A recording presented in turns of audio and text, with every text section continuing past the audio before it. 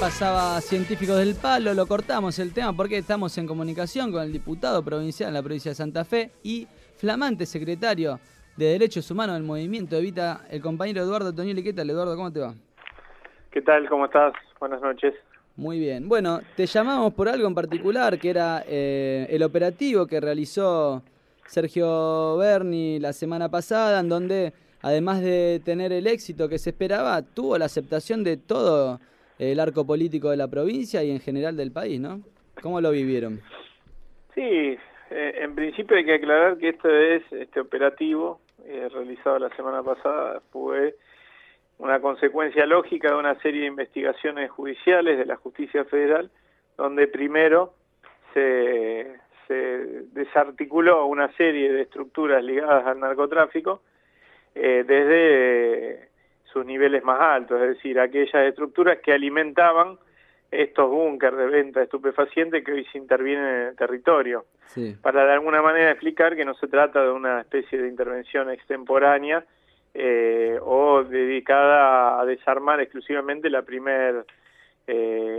primer nivel, ¿no es cierto?, de las estructuras narcocriminales. Sí. Entonces, en ese marco, primero esas causas habían empezado con la detención, entre otros, por ejemplo, del ex jefe de policía de la provincia, Hugo Tonioli, de varios de sus subordinados y de narcotraficantes reconocidos como Delfín Zacarías, sí, Carlos Vascaíni, bueno, Orozco, Quevedo, etcétera, en distintas zonas de la zona sur de la provincia de Santa Fe, fundamentalmente, ¿no? Claro. Y en el marco de la consecución de esas causas, bueno, se llevó adelante el allanamiento de más de 80 búnkers de venta de estupefacientes, se lo desactivó y básicamente lo que se hizo fue ocupar esos espacios a partir de las fuerzas federales. Aclarar esto porque fundamentalmente el objetivo y de hecho un poco el desplazamiento de la cantidad de efectivos que sí se hizo, inclusive con helicóptero, etcétera,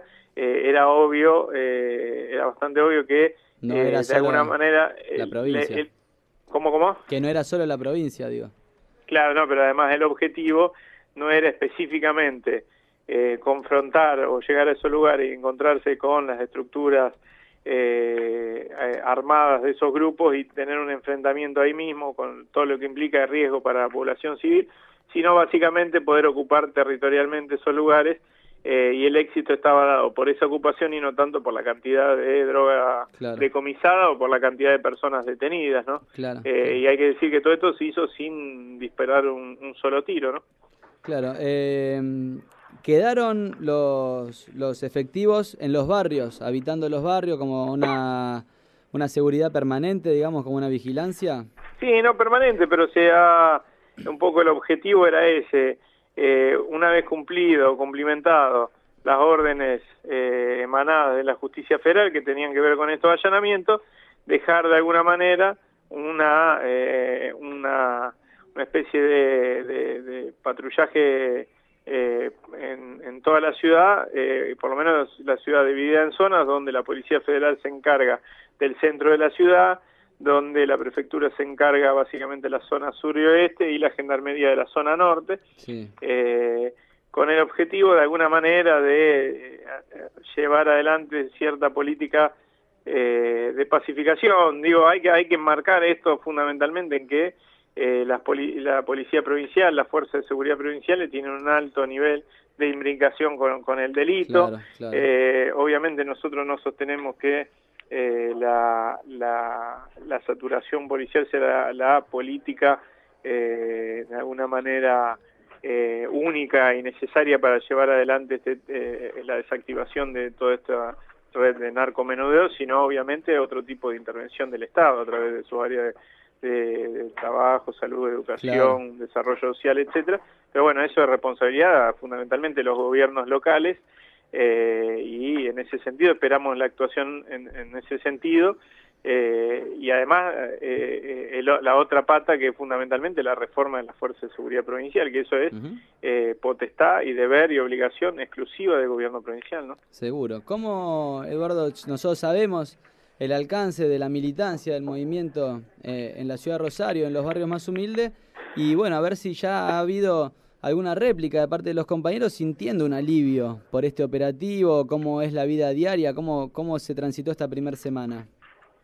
Sí, básicamente porque ese especie alivio tiene que ver fundamentalmente con que está identificado generalmente el funcionamiento de los búnker con en relación a las fuerzas de seguridad locales. Entonces la existencia de fuerzas federales hace que por lo menos esté instalada la idea o la percepción, que esperemos obviamente que se traduzca en hechos concretos, de que esto va a ser muy difícil el funcionamiento operativo de estos búnker, ¿no? Claro. En función de un poco estas fuerzas federales van a alterar un poco, valga la contradicción, el orden establecido en esos lugares, ¿no? Sí, sí. El orden establecido en esos lugares era el de fuerzas de seguridad totalmente permeadas por el narcotráfico y gestionando en muchos casos esos mismos búnker. Esto evidentemente va a ser alterado, y esto es lo que de alguna manera trae cierta tranquilidad, ¿no? El nivel de confianza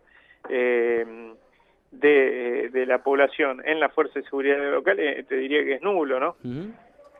Eduardo, sí. ¿hay alguna instancia a futuro o que ya esté pensada y que se esté armando en donde participen las organizaciones sociales, organizaciones políticas, ahora que el movimiento Evita, que comandás vos la Secretaría de Derechos Humanos, en donde se pueda participar y pensar políticas inclusivas de contención social, más allá de toda esta parte policial que se esté armando? ¿Se está charlando de algo? Nosotros estamos muy esperanzados en la nueva gestión del Cedronar. Hemos tenido oportunidad de reunirnos. Bien. Bueno, también el compañero Leo Grosso, diputado nacional del Movimiento Evita, el compañero Nacho Rico de la JP Evita Nacional, básicamente porque hay una mirada sobre esta problemática de la perspectiva obviamente colectiva y de integración social que de alguna manera también se piensa en articulación necesaria con las organizaciones populares, las organizaciones comunitarias, las distintas religiones, los distintos credos, las organizaciones barriales, deportivas, pensando en una nueva lógica que se instaló en el Cedronar a partir de un decreto de la Presidenta de la Nación, donde separa las funciones que antes eran propias del Cedronar, que eran dos funciones. Una era la prevención de adicciones y la otra el combate al narcotráfico, una cosa totalmente permeada por una visión del combate al narcotráfico muy de los 90 y muy ligada a la DEA. El Cedronar se crea al calor de esas definiciones y donde la figura del adicto en el mejor de los casos es evaluada como la de un enfermo y en el peor de los casos como alguien a combatir con la ley, ¿no? Claro, la nueva lectura que se sostiene del Cedronar es básicamente la de aquellas personas que atraviesan una situación problemática de adicciones, son sujetos sociales, que son sujetos sociales de cambio personal, pero de cambio también colectivo, ¿no? Y se piensa en ese sentido la idea de la superación de esa situación, y no desde el combate desde la ley, ¿no es cierto? O exclusivamente de un combate médico estrictamente, ¿no es cierto? ¿No? Seguro.